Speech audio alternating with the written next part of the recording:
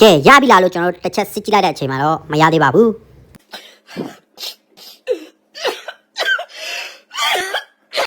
ထပ်ပြီး15မိနစ်လောက်ပေါင်းထားလိုက်မယ်ဗျာဒီလိုအချိန်အထိရောက်ပြီဆိုရင်တော့ရပြီလို့ထင်ပါတယ်ဒါမဲ့ကျွန်တော်ထင်ကမှားပါတယ်မရသေးပါဘူးကဲနောက်ဆုံးတော့ရသွားပါပြီပကံထဲကိုစားပြီးထည့်တော့မယ်ပြီးရင်ကျွန်တော်ကအားရပါရကြိတ်တော့မယ် nice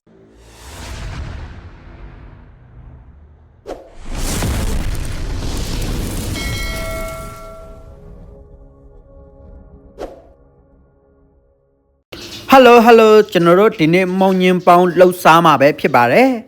မုံညင်းပေါင်းဘယ်လိုလှုပ်ရလဲမသိသေးဘူးဆိုရင်တော့ဒီဗီဒီယိုကိုအဆုံးထိကြည့်ပါလို့ပြောချင်ပါတယ်ခင်ဗျာ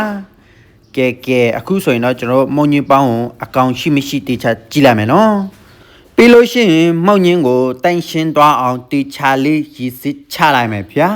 ရေတေချာမဆေးလိုက်ဘူးဆိုရင်တော့အကောင့်တွေလည်းပါနိုင်ပါတယ်နော်အကြောင်းမလို့ရေကိုတေချာလေးဆေးလိုက်ပါဒါကတော့ပါဝင်ပစ္စည်းလေးပဲဖြစ်ပါတယ်စံစိမ်းမုတ်လေးလိုပါမယ်ပြီးလို့ရှိရင်ကောင်းညင်းမုတ်လိုမယ်နော်ပြီးရင်မြေပဲစိမ်းနည်းနည်းလိုမယ်ဗျာပြီးရင်အင်ဂျီချုပ်ပြီးမှထောင်းထားတဲ့ဂျင်းနည်းနည်းလိုမယ်ဗျာပြီးရင်တိုလီမိုလီဒါကတော့ဟင်းချုံမိုးပဲဖြစ်ပါတယ်ပြီးရင်ဒါကငရုတ်ကောင်းလိုမယ်ဗျာပြီးလို့ရှိရင်စနွေးမုတ်လိုမယ်နောက်ဆုံးမှာတော့စားလိုမယ်ဗျာဒါကတော့ပါဝင်ပစ္စည်းလေးပဲဖြစ်ပါတယ်အိမ်မှာကိုယ်တိုင်လှုပ်ရှားကြည့်ပါနော်ပထမဆုံးအနေနဲ့မုံညင်းပေါ်မှာကောင်းညင်းမုတ်ကိုလောင်းထည့်လိုက်မယ်ဗျာပြီးရင်စံစိမ်းမုတ်ကိုလည်းလောင်းထည့်လိုက်မယ်ပြီးရင်မြေပဲကိုဖြန်းထည့်လိုက်ပါ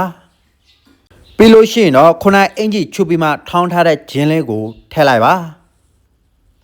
ပြီးရင်ငရုတ်ကောင်းနည်းနည်းကိုရောထည့်လိုက်ပါ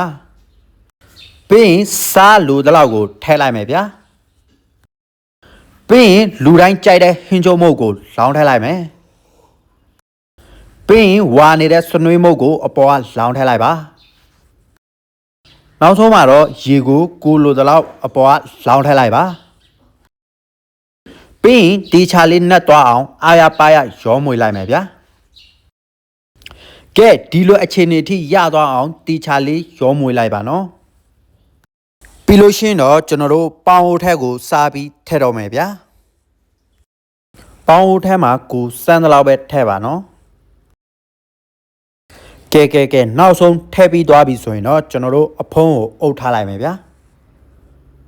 ကဲရပြီလားလို့ကျွန်တော်တို့တစ်ချက်စစ်ကြည့်လိုက်တဲ့အချိန်မှာတော့မရသေးပါဘူး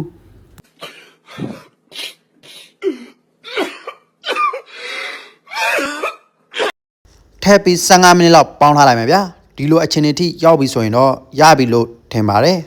ဒါမဲ့ကျွန်တော်အထင်ကမှားပါတယ်မရသေးပါဘူး